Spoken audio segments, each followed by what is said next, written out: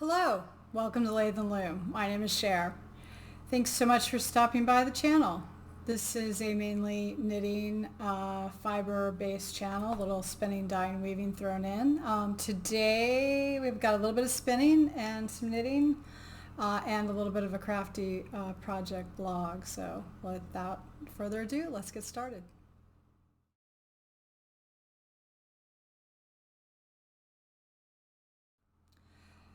First thing I want to do for a finished object here is talk a little bit about my sock spin. This was a kind of a fun little challenge that I am doing with Amanda from Yarns and Brews. And what we did, we had a braid from Three Waters Farms. Old Stone House is the colorway. And the color in its Polworth. So started with that braid, and inspired by the Spin It article from the sock edition of Ply magazine. The article is written by Joanna Muskell. Hope I'm pronouncing that correctly, and it's called 3-Ply 2 Ways. And so in the article she talks about how she was spinning up a braid and I guess got a little bored with what she was doing and kind of changed the technique. So what I've done is I've split the braid lengthwise into two parts, so had the whole entire braid split in half lengthwise. And then on the first half, and I've got two examples here, I spun it end to end, stretching out the colors as long as possible, and then did a chain ply. And this is the first half of the braid, and I've already caked it up. So you can see a little bit that it's pretty long color runs. And then I actually had a tiny bit left when I did the actual 3-ply, and so I've just got this little bit left. So maybe you can see again in here, it's longer gradients of color. These pretty greens and golds and this burgundy. So I've got, that is the first one. So that should, as you make the sock pattern, you use a plain vanilla or your favorite stripy sock pattern. I haven't decided if I'm going to put any texture in.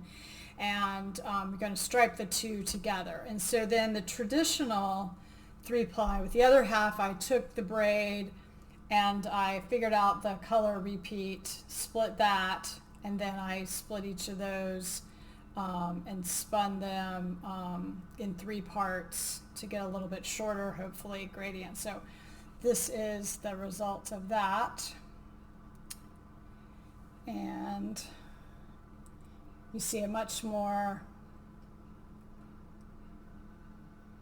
kind of barber pulled effect, kind of traditional, what do we call this? The word is escaping me. Anyway, so the two look pretty different together if you're looking at them in the skein. So I then was at the Blue Ridge Fiber Festival this past weekend in Sparta, North Carolina. And from Granite Mountain Fiber Co., I picked up this contrast color to work for my, probably the heel and toe. I imagine the cuff I'll just leave in the spun. But I think it's a pretty good match there. So, spinning finished object that will become a whip as soon as I get it cast on. So it's ready. I just got to cake up the other 2 skeins, and that will be ready to go. And that we'll see more about that as we go through with 3-ply 2 ways.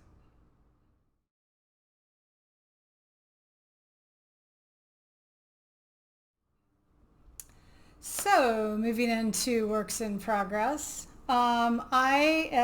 Have made decent progress on my Habitation Throw. I talked about this in the last episode. It's been a hibernating whip that I have a goal to get off the needles this month. So I believe I was about where the progress marker is. last week's episode, so I've done pretty well.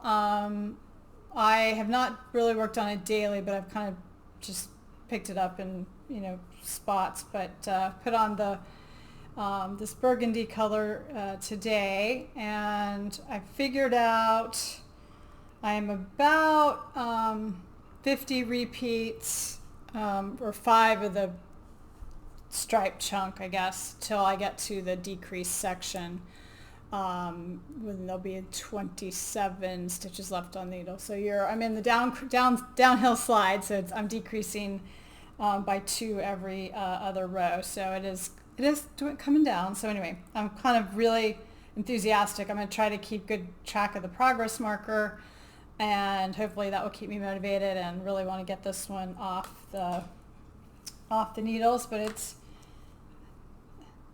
coming on along nicely, I think. And I have this just wound up with a magic knot ball. It's kind of down to the size now, and I've got just dropped them all, but a variety of little minis that from row 1 mini collection, and then I had some ruby and roses minis. I had some sock end yarns. I've got one that I repeat through here. This one here is repeated a few times. That was a skein of haystacks from Zoe Nichols Felicity Fibers, that I just thought kind of really tied all of these together really nicely. So that's kind of a favorite, and used that. So that is where we are this week. Hopefully next week will be another big chunk, and then I'll be in the home stretch to get her done by the end of the month and off to our easy. I'm almost towards the size of the needle, so that's kind of motivating. And as I said, as it gets smaller and smaller, it's nice to see that make good progress. So that is progress on the Habitation Throw, pattern by Helen Stewart. So my next work in progress is to go along with the Tees and Tanks make along. So this is a knitting, crochet, other fiber projects to make tees and tanks that I'm running. Started June 1. You may use works in progress to count towards it. We've got a chat thread started on Instagram, so if you're interested in joining that, please give me a direct message over there on Instagram, or send me an email, which always reminds me, I forget, places you may find me are listed here. So we'd love to have you join us. It's a kind of small start, but I think we'll pick up some momentum as we go through the summer Northern Hemisphere, winter in the Southern Hemisphere. But hopefully tees and tanks are universally, I definitely have someone participating from Australia who's doing this really cute tank. So I will feature some more inspiration patterns for that in one of the following episodes, and we'll do a couple of pattern giveaway prizes just to have a little fun. I may go ahead and start up a Discord server as well, and we can have a chat thread there, so more to come on that. But that has had me, as I have talked about for a couple of episodes now, really diving into what I want to make for kind of, in my case, warmer weather knits, and all the things. So I have talked about, and you'll see kind of throughout the make along period, I'm working on the Phoebe top, a pattern by Amy Cher. Talked about that last week.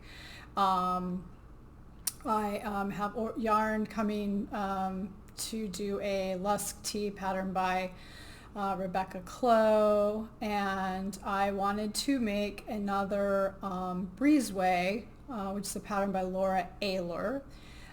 So here's the specs on that pattern. I've talked about it in, I think, episode 40 in the inspiration section as well. But I knew I wanted to make another Breezeway. It's one of my most worn lighter weight knits. I took really bad project notes. Like I didn't even have what needle size I used. So I typically have to size down one needle size. So I'm starting there and hoping as I get down I can check my gauge, because couldn't be bothered to do a gauge swatch. But I did note that I needed to go down a pattern size, and I'd made some modifications in that first version. So here is a snip of that I'm sure you've seen. I wanted to go down just one size and no modification. So I kind of just cast on with Wild Abandon. But anyway, when I was at Carolina Fiber Festival, which I believe was in March, I picked up a, pardon me, I know these glare and but I need them to read. And I picked up I went specifically knowing that that's one of the things I don't mind using superwash yarn for, which I have nothing against. It's just not my personal preference if I can use a non-superwash fiber. But I wanted to get the show colorway from Miss Babs. So this was called Spring at Poland Park, and it is 100% superwash merino in their fingering weight, which is yummy 2-ply. So here it is in its skein form. And here is one caked up.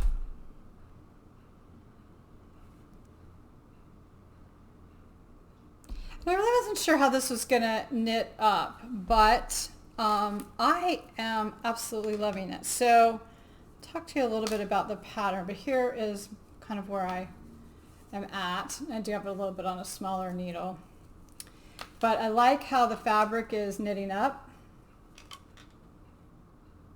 I have this pair of sort of bluey gray shorts that I'm like, oh, that's gonna look really good, I think. But it looked nice with black. It just sort of has this dusty blue kind of through, dusty blue gray kind of through it, and anyway, it's working up really, really nicely. So I used just over like 2 1/4 skeins, so about 225 grams, I think, on my first version. I would like this one to be maybe an inch longer. I mean, it is a slightly cropped, and I do like it that way, but I did go down a size. So I would love to get to a point where I can do it at 2 skeins. I think for a lot of folks you could. I probably will still bump into that 3rd skein, but so this pattern I love, and I knew I enjoyed it when I worked it the last time. This was recommended to me by Amanda from Yarns and Brews podcast. It is a pattern that I think just looks good on a lot of body types, and I think it's also a really nice if you have not really knit garments, because the way she starts off, you're knitting flat in garter, so all knit stitches, to cast on for the neckline, and then later, and I've gone ahead and seamed mine up back here after you get, so you work the first several rows and the first increase row with it flat, then you join it in the round and then go. So you don't have that whole worry about twisting your knitting, which even experienced knitters, we do, because I've done it recently. Heard somebody else say the same thing. And no matter what you think how you got it, it's just easy to get that little Mobius twist in there. But anyway, so it's just a really nice way to start off.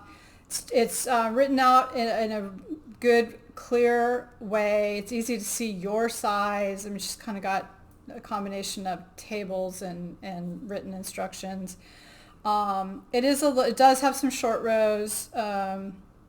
It's an interesting arm scythe, interesting technique for the arm scythe, but it's a really nice fitting garment. So, and I looked through some more of her patterns when I was setting up this project, and there's several other things by her that I'd like to put in my ever-growing endless favorites in queue. Yeah. So that is the Breezeway by Laura Aylor, and we will keep track of that as we go through the make-along.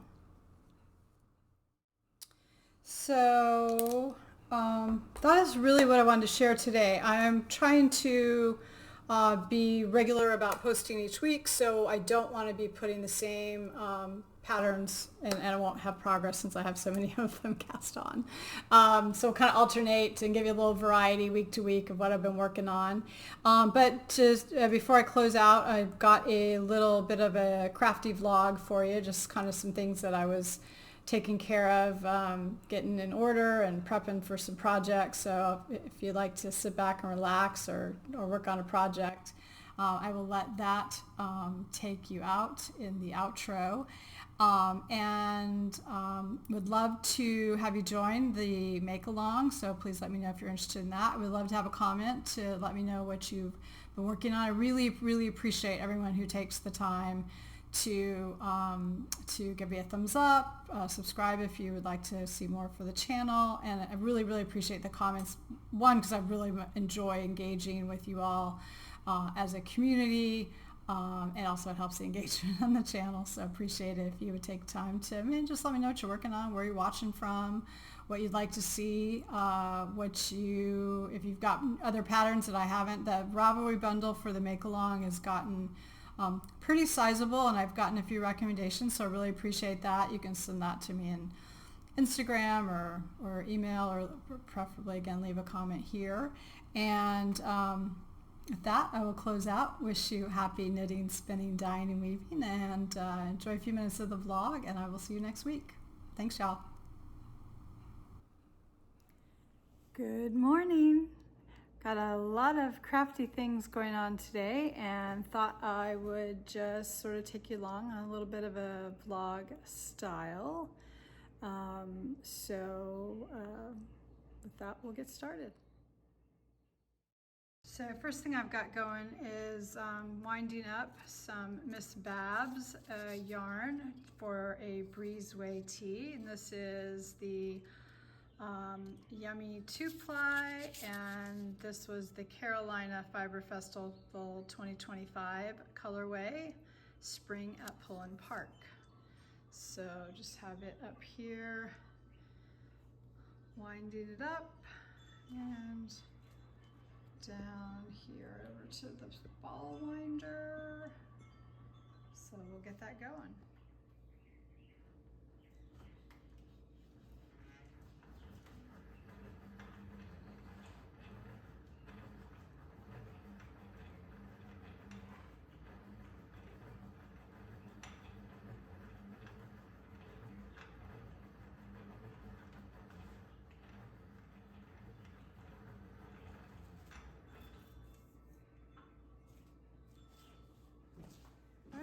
Got 2 of the 3 skeins that I have for this project.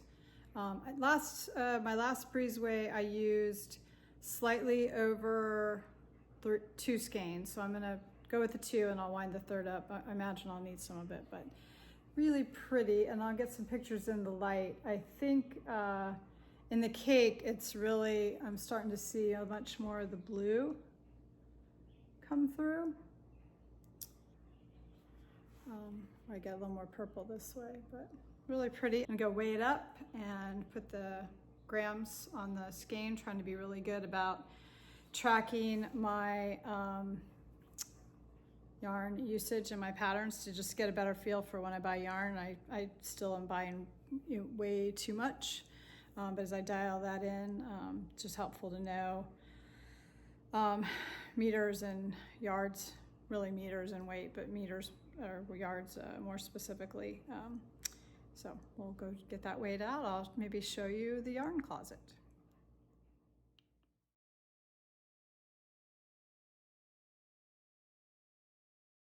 So here we are in the yarn closet.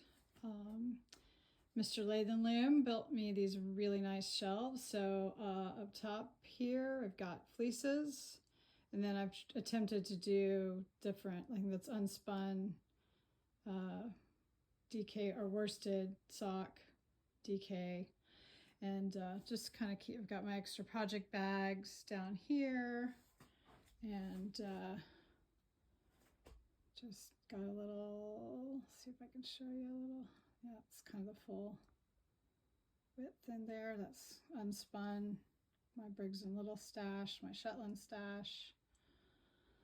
And over here, and these are kind of like kits and projects, and if I could learn how to use the camera, kits and projects, Advent, things that I've already marked for sweaters. So a little stash of Holskarn.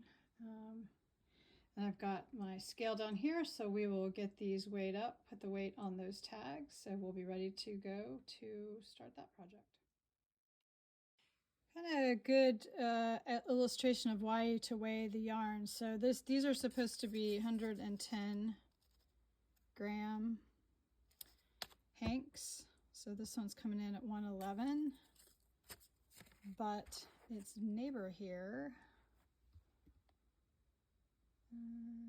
Oh, hold on. I moved it into the basket. I was gonna say, hold on. Tear it out.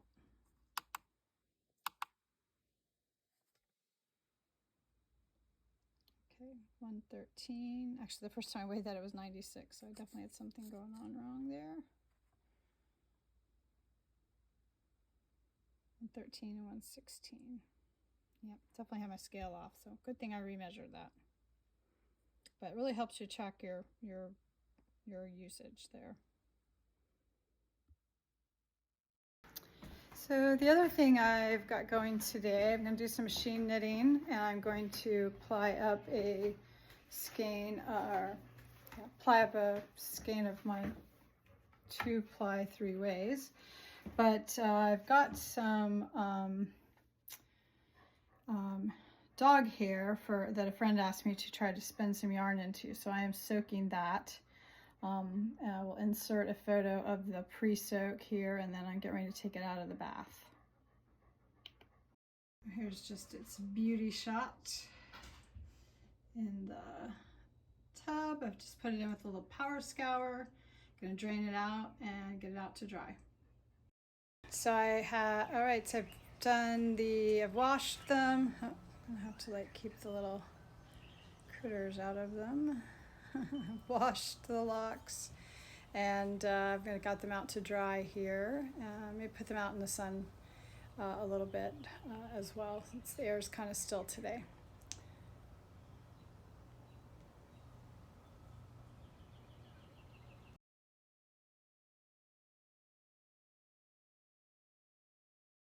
And while we were out, a little beauty shot of the garden. The tomatoes are absolutely going nuts. And we've got some herbs over here that are also going crazy. Maybe he's got a great use for fennel fronds or sage or lemongrass. I could definitely use that. And then we've got, Sadie, gonna come out and see us? Say hello. Hello. I've got a secondary box over here.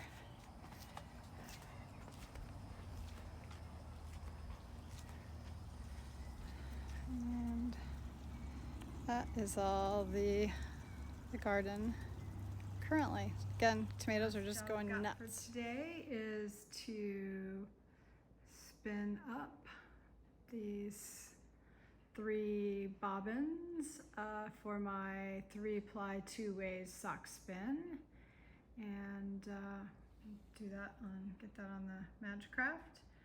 I will set it up pulling those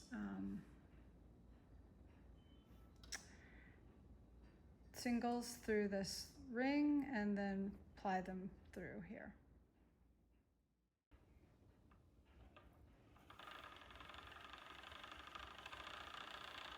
Yep.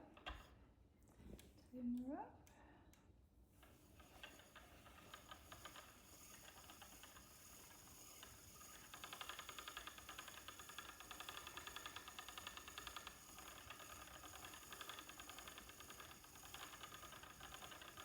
I'm spinning this on the Magicraft little gem, which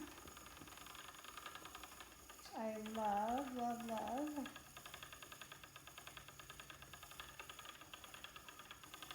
And this is a 3-ply that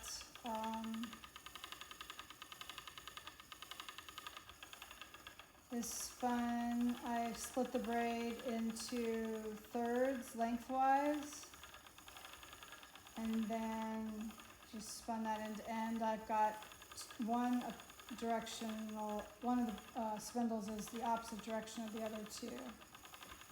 And then I had another half of the same braid that I spun end to end and did a chain ply, trying to keep the colors much more cohesive. So the hope is I've got one that comes across more variegated and the other that will be more big stripes, and then do a sock spin with that.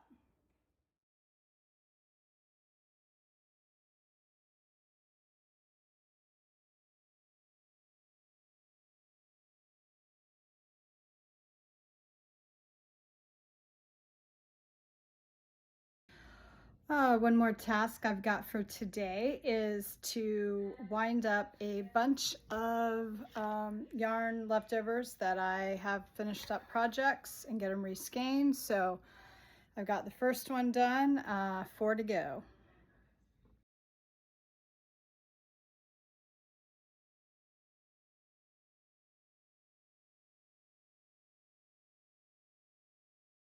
Okay, I've got the soaked plied skeins ready to get in the spin dryer and dry.